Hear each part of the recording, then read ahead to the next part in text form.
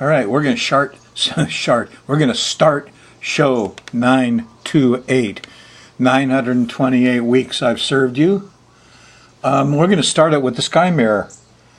And so we can take our time here, because I know you're into that, and I am too. We're going to cover the second week in September, leading up to a Pluto station on the 23rd of September. We're going to talk mostly about that. Anyway, sky mirror, okay? SkyMirrorAstrology.com. And you'll get the app site, where for $5 you can get an app for your phone that'll go give you the chart of now, the most simple, easy, carry in your pocket sort of thing. I mean, we're in the age of Aquarius, and you don't have to, study people to learn astrology. No, you can use your app just to study whenever your dog barks. Anyway, SkyMirrorAstrology.com. If you put a /TV on it, you'll get my website where you can review the last show. I don't know how many there are on there now, 4 or 5. I think YouTube is piling up some. But get the app, watch the show, begin to use astrology like it was used 2,000 to 4,000 years ago, much to everybody's benefit. So you're on a full moon right now at 15 Pisces. It trines Saturn, put Saturn back in power. You had a whole month of people out in the streets and stuff, and then all of a sudden, here come the rules and the laws and all these guys laying it down. Whew. Unbelievable. Anyway, let's start with Friday, September 12th, and look and see what your next 10 days, next 9-10 days is like. Okay, here's your chart. Here's where the planets are at the beginning of your week, and little markings outside here to show how far they go. Saturn's still on a seesaw with Uranus. He'd like to get rid of the people in the street, and the unions, and the environmentalists. Can't believe it. Some people over on Oahu having to dig up the the stadium track in the high school because somebody dumped the ashes from an incinerator that the armed forces had, and they were in the ground, and the ashes contained asbestos and lead and dioxins, and now they say they're going to dig it all up and haul it someplace else. Yeah, and here on the Big Island, the local government wants to put an incinerator into Hilo. Oh! Here they're dealing with toxic ash years later from the Department of Defense. Yeah. Saturn is kind of empowered, but the moon, over here in Pisces, trining Saturn, it just, you're starting your week with the sun sextile Saturn pretty much exactly, and it must seem to you right now that the rules and regulations are all for everybody's benefit. We must all follow them no matter what. Look out. Venus will sweeten the pot a little bit. At the end of your next week, she sextiles Saturn and says, oh yeah, we can all relax. We can have more pleasures, more sugar if we follow Saturn. Okay, enough politics. Pluto is coming up in your world. Yes. And Pluto is an interesting character. Rules Scorpio, if you know the sign Scorpio. And he's going to stop in the sky on the 23rd. Now, 20 days before that, 20 days after that, you're going to be dealing with Pluto a lot, whether it's the bugs or the guns or the police or the volcanoes. Pele will have her say you can bet on that. Pluto's stopping place is in trine with Venus when you start your week. But she squares Uranus, old Pluto does. She? Yeah, I think of her like Pele, I guess. Anyway, it's going to get more serious. We'll talk more about it later. But eek a bug, you might feel more and more panicky as you come up to the 23rd. Little panic attacks over, you see a big centipede rolling along. Eek a bug. A policeman in your rearview mirror. Eek a bug. How's it going to go day by day? Well, we're going to run the moon around the edge of this planetary pattern, and as it makes angles, 30, 60, 90, 150, 120, 180, multiples of 30 to these actors on the stage, like Pluto, we'll, the drama on the, this is generic now, it's not your chart, okay, but the drama on the public stage and in everybody's life generally follows right along. And as you start your Friday morning, gosh, look at that. There's Venus, a trine, coming out of Taurus. Moon went into Taurus in the middle of Thursday, 9/11. And sometimes I wonder if they picked that day, those guys did, to bomb the building because it's on our phones everywhere, 9/11. Call 911, eek, a bug. Well, it's pretty nice on Friday. In the really early in the morning, here's a nice sextile to Neptune, and there's color and music and faith and some bliss. And Venus is kicking. Venus is trining Pluto, so it's sexy, and there's sugar and sweets Friday morning. And a trine to Pluto. Boy, Pluto's kind of a happy camper. The girls and the priests are all supporting him, and then bang, there's an opposition. Oh no, it's a square. It's an obstacle. Squares are obstacles, 90 degrees. Here's a rock in the path. It's Jupiter. What, lawyers? Lawyers? Lawyers? Yeah, comes up. Overdoing it. Overdoing it. Lawyers do. Anyway, it's Friday afternoon, and late in the evening, actually Saturday morning, here's the opposition to Saturn. Here come the judge. And now you get downright depressed and a little angry about the rules and regulations and the Saturns and the constrictions and the old traditional ways, Won't last long. An hour or two later, there's a trine to the Sun in Virgo. And you say, look, I'm going to do my thing no matter what. And that's the way you'll probably wake up Saturday morning, which feels pretty good. Now, here's a word of warning. Here's Saturday afternoon and evening, there's an opposition to Mars. So if you're planning on doing chores involving hots and sharps or physical stuff, look out. You might get by with it in the morning, but you won't in the afternoon and evening. And there's temper tantrums, and there's fires, and there's fights, and there's anger. And it's squaring Neptune Sunday morning.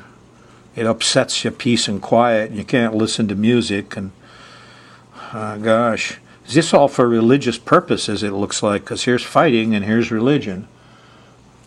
And they're kind of hooked up together. Don't like it much, do they? Well, could spoil your Sunday. Not exactly a good time for church. Sunday the 14th. In the evening, well, the moon went into Gemini. See, it went into Gemini here Saturday after dinner. And as soon as it did that, then you started catching all these temper tantrums and confusions. Temper tantrums first, then confusions. As you go through Sunday and the moon's still in Gemini, you're going to hit the sextile to Uranus and a trine to Mercury. And your mind will take over, and good information and common sense, secular thinking, not belief and faith, will make you angry. I believe this, and you're angry. No, I know this. I think, therefore I am. That's Descartes. You start thinking with that. So it works pretty good. It's late Sunday night. You stay up late. And, Monday morning, here's a square to Venus. You can't get any rest, and there's no goodies, and, it doesn't feel too good. It continues through Monday the 15th when there's a square to the Sun in the afternoon, and you can't get nothing done. Kind of a wasted Monday, late Gemini. On Tuesday, the moon's in Cancer on the 16th, and feels pretty good. There's a trine to Neptune, and after lunch in the afternoon, and there's some color and art and music and sensitivity, and the priest, artist, doctors are smiling. Feels pretty good. And then on Wednesday, everything changed. Early Wednesday morning, here's the opposition to Pluto. Eek, a bug. Panicky. What is that? A volcano? An earthquake? Sirens? Police? Bugs? Well, I hope you got some rest, because probably Wednesday morning you'll wake up early. and there's a feeling of panickiness, and which develops into technical problems, and this could surely be big weather events too on September 17th. But I think you'll feel it more personally. I mean, this is late at night, you're in bed, and here's opposition to Pluto. What, I got a flea in the bed? Uh-oh! Keep a cat. All the fleas will go on your cat, and they won't get on you. The Wednesday ends with a nice trine to Saturn, and this is way after dinner and into the evening, and it, if you got yourself organized, yeah, there's a square to Mercury. You can't communicate it, but if you got organized, you're going to feel better. And on Thursday morning, there's a sextile to the Sun and a trine to Venus, or sextile to Venus, and you got some good plans there Thursday morning, the 18th, and I'm sure you can get them all done. It'll feel good. The moon's in Cancer well through the middle of Thursday into the late afternoon. Friday, the 19th, is an interesting day. The moon's gone into Leo, on Thursday night, and it's in the Jupiter zone, wisdom, lightning bolts of truth. Nice trine to Mars early Friday morning, and so you can get physical stuff done, be the hero, and by the time you get to Friday afternoon and evening, the moon's going by Jupiter, and you're understanding a lot more, and there's a whole bunch of, aha, now I see it clear kind of stuff. Now, there's also the trine to Uranus here, and that means a lot of these truths will be secular. I mean, it seems like the age of Pisces, we put our head in the sands and we ignored a lot of stuff, and it's coming out now, and you start to see through some of this belief system that you're expected to believe in, and realize your common sense works best. That's what this country's about. That's what this nation's about. That's what this Woodstock generation is about. And they'll have their say Friday night. Well, into Saturday morning before the, lunchtime, before lunch here, then the square to Saturn comes in, and the other guys say, you can't do that. It's against the rules. No, you can't do that. You went outside the line. You didn't read the sign. Lines and signs. Rules and regulations. Whew, tiresome. Saturday morning, the 20th. But the kids are happy in the evening, and go and be a kid again, and your attitude will change. That's your free will, your attitude, and it'll change, and you can stop worrying over lines and signs. Sunday morning, time you get up, the moon's in Virgo. There's the old new moon there at 2 degrees of Virgo, so this could be a good new moon. It's kind of a reflection of all the stuff that's gone on for a month. That's what happens when the moon returns to the new moon point. But there's an opposition to Neptune. You've had a whole month of saying, I don't like Neptune, the water, the waves, the flooding, the rain, the chemicals. So you'll feel some more of that on Sunday. And well into the evening. And you won't get to the Venus zone where it's really nice till Monday night. But late Sunday night, early Monday morning, the 22nd, there's a trine to Pluto. And at least you can handle the fleas. Anyway, Venus zone will come up Monday night, so you'll get some rewards. Pluto, has a good side. A lot of the Hindu farmers keep a cobra in their rice field, and they bring him into the village and show him off, and he's kind of tame. They feed him, and the cobra knows the people. He even stays in their hut. He doesn't bite people. He's their pet cobra. He eats the rice.